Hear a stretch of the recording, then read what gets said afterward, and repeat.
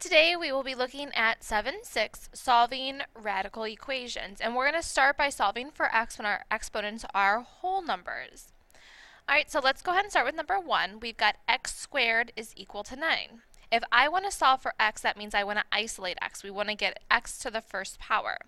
So the opposite of squaring something is taking the square root. Now if you thought that x equals 3 was the answer, you would be wrong. We are squaring that quantity. So I could have done 3 squared equals 9, or there's a second option, a negative 3 squared is also equal to a positive 9. So when we are solving something that is to the second power, we know that our answer is going to be positive or negative. Number 2, we've got x to the third. The opposite of, or the inverse of cubing something is taking the cube root. The cube root of x to the third is just 1x. And now we've got the cube root of a negative 8. When a negative is inside of our radical, we have to think to ourselves, is that allowed or not? If it's an even root, no. If it's an odd root, yes. So we've got the cube root of a negative 8. Cube root is an odd root. What number times itself 3 times gives us a negative 8? And that is a negative 2. It wouldn't be a positive 2 because positive 3 times would be a positive 8. Number 3, we have this quantity to the fourth power. We want to get to our x. X is trapped inside of these parentheses. So until I can get to x, I can't get to x until I undo that fourth power. The opposite of taking the fourth power is to take the fourth root. The fourth root of that 4, that's 4 over 4, that cancels. We're left with x minus 2. And we have 81. We break down 81. We've got 9 and 9, 3 and 3, 3 and 3. The fourth root of 81 is 3. However, we have to be careful. Just like in number 1, when we had something being squared, we didn't know if our original answer was positive or negative because when it's raised to an even power, even if the original x was negative, it is gone because 2 negatives make a positive. Well, here we have 4. Likewise, we would have to have plus or minus 3. Anything raised to the even power when we are solving is going to be a positive or negative because we don't know if that original number, that original quantity inside there was positive or negative because when you raise it to the fourth power, 4 negatives would make a positive. Now to solve for x, we add 2 over. So we've got x is equal to 2 plus or minus 3. If you give me that as your answer, it will be marked wrong. We have two things here. 2 plus 3 gives us a solution of 5, or 2 minus 3, x is equal to a negative 1. We have two possible solutions here. Number 4, we've got a negative 2x to the fourth equals 512. We want to get our x by itself, so we've got to move that negative 2 over. Now we've got x to the fourth is equal to a negative 256. The inverse or the opposite of taking it to the fourth power is taking the fourth root, just like we talked about. But hopefully you realize that there is a problem here. We can't take the fourth root of a negative number. No number to the fourth power is going to give us a negative answer, so this is no real solution.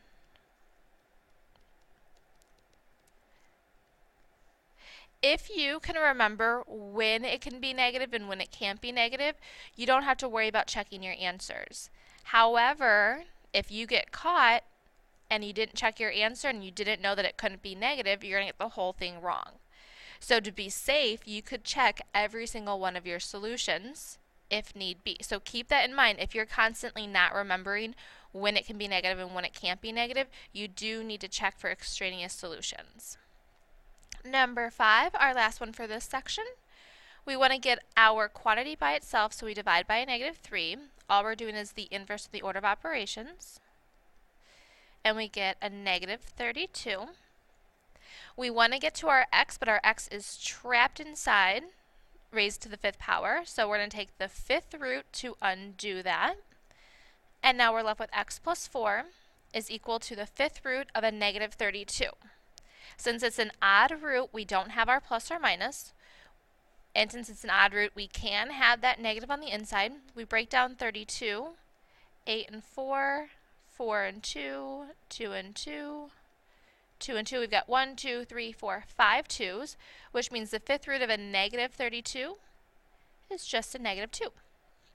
And then we move that 4 over, and we have one solution when x is equal to a negative 6. All right, a rule of thumb to follow here is if n is odd, you are going to have one real root. And that one real root is either going to be negative or positive. It can't be both.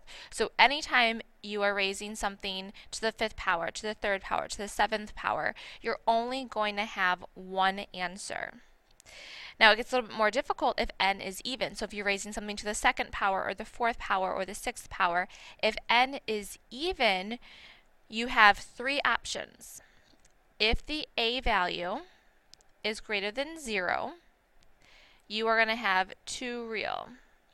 And that means that just like in number 1, we have a positive 3 or we have a negative 3. In number 3, we have a positive 5 or we have a negative 1.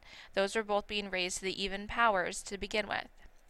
If a is 0, if it's equal to 0, we have one real solution. And we don't have any examples of that right now. And if a is negative, so if we're taking the square root of a negative number, then we're going to have 0 real solutions. And we have an example of that in number 2. We were trying to take the square root of a number that was negative, so no real. So pay attention to what power you are raising to, if it's odd or if it's even. That will tell you how many solutions you should expect to find. One thing that your book has is it talks about finding something to the nth root of a. Finding the nth root of a is the same as solving,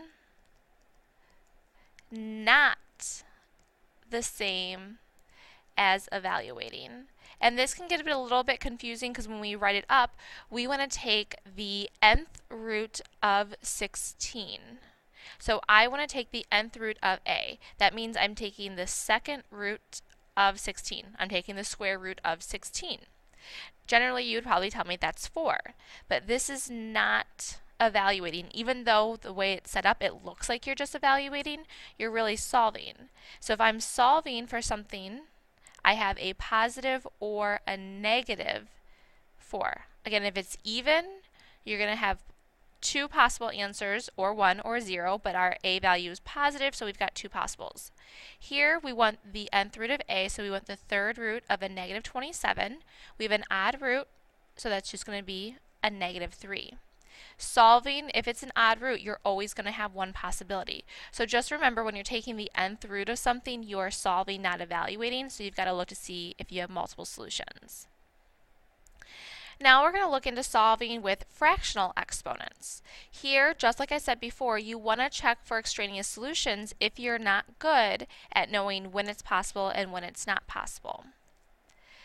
So if I have a square root is the same thing as raising that whole quantity to the 1/2 power.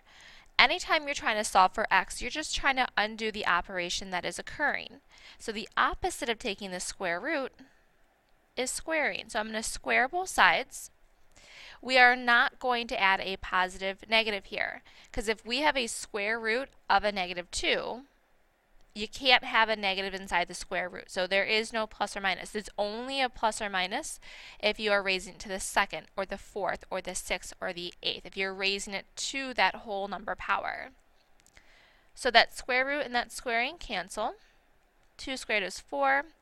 We add 4 over, and we get x is equal to 8. We check our solution, we plug that back in. We've got the square root of 8 minus 4 is equal to 2. That's the square root of 4. 2 equals 2. And that solution works.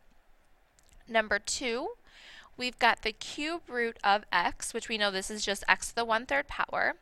Well, the inverse of cubing something, or cube rooting something, is to cube it. We are cubing that entire quantity. So that is x is equal to a negative 27. And again, you want to make sure that you are checking your solutions to make sure that it actually works. And this one is going to work. Alright, so number 3, a little bit different. We have x raised to the 1/5. You could think about it as we are taking the 5th root, or just remember, if you're isolating x, if you're solving for x, the whole thing is that x is being raised to the first power.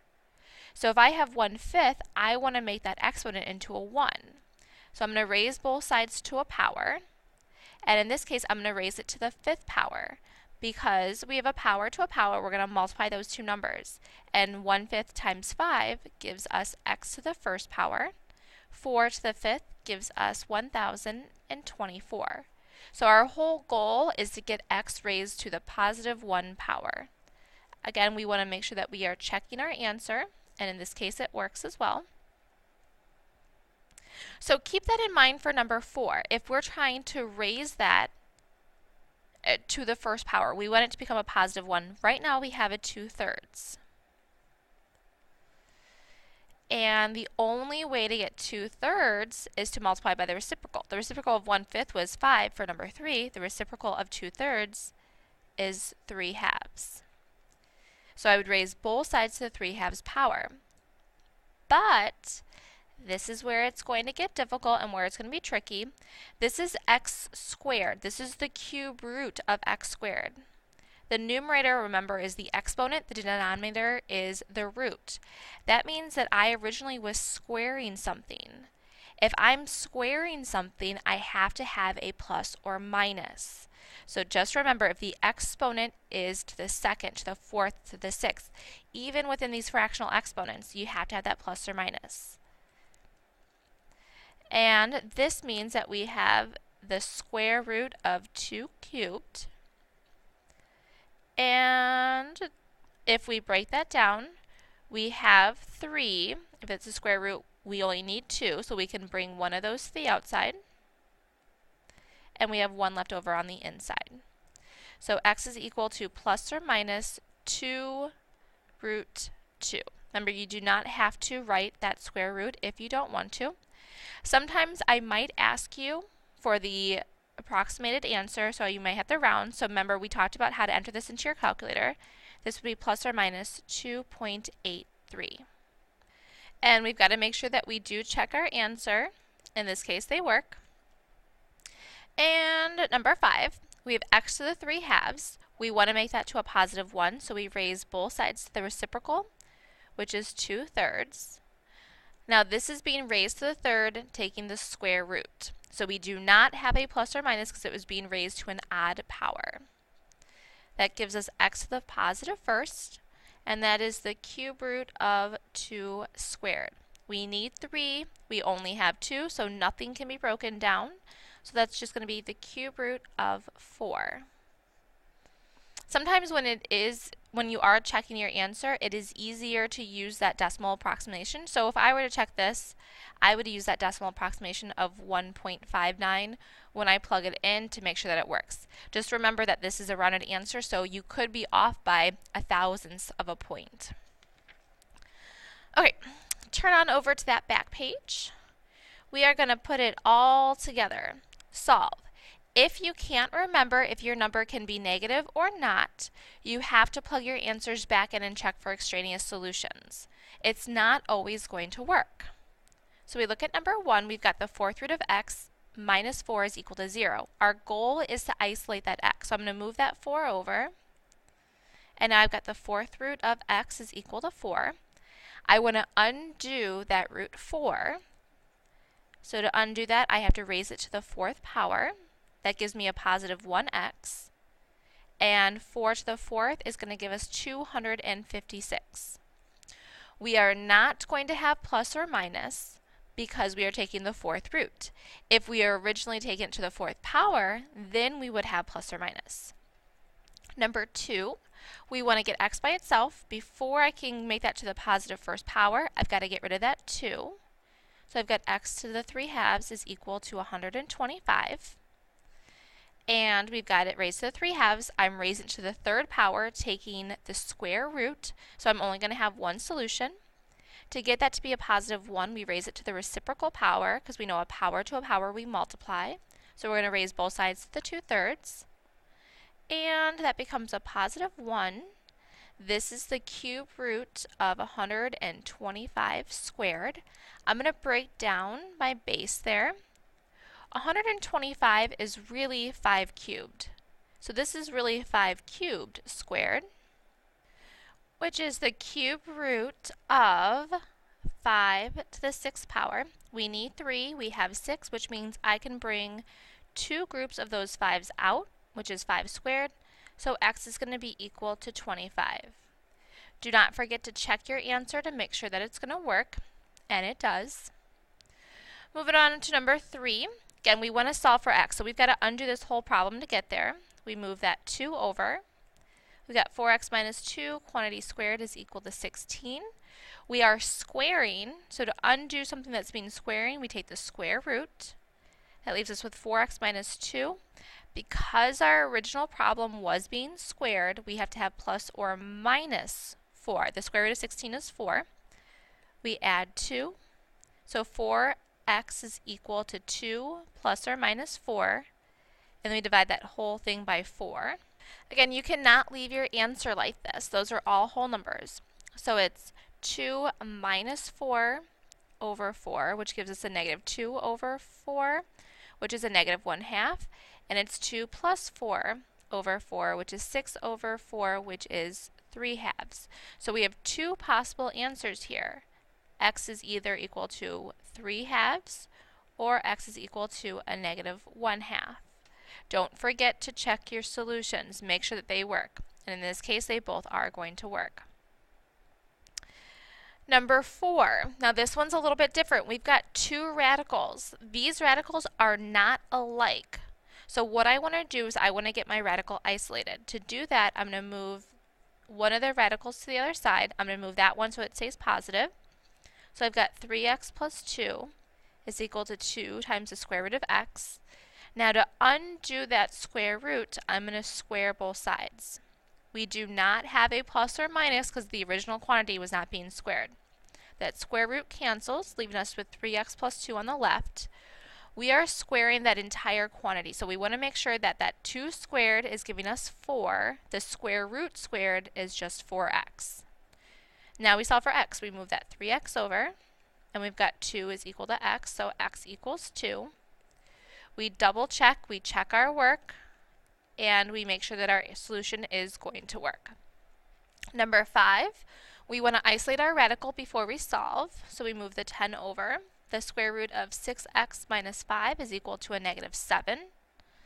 And I have a problem. The square root cannot be a negative number. The square root will always yield a positive number. So this is no real solution.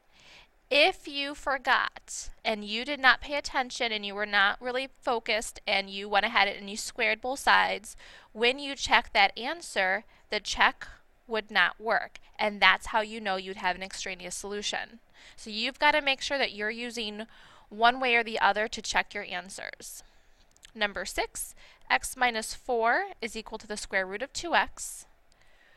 We want to undo that square root, so we have to square both sides. We have to be careful here. This is a binomial squared, so we have to FOIL. So that's x squared minus 8x plus 16. The square root and the squared cancel, leaving us with 2x. So now we've got minus 10x plus 16 is equal to 0. We want to find 2 numbers that multiply to a positive 16 but add to a negative 10. That's a negative 8 and a negative 2, giving us 2 possible solutions, one at 8 and one at 2. Anytime you've created a quadratic and you have multiple possible solutions, there is no way of knowing if it works until you check it. So you plug them in and you check 8 and it works.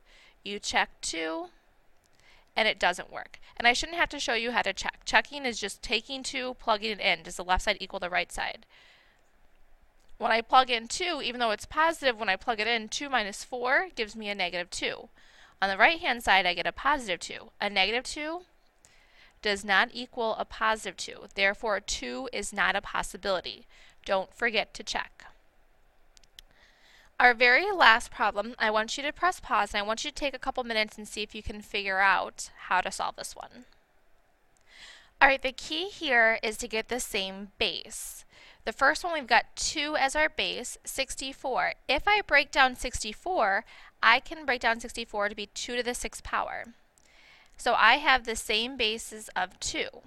Well, if these two pieces are equal and their bases are equal, the only way that they're the same is if those exponents end up being the same, because 2 to the 3rd isn't equal to 2 to the 4th.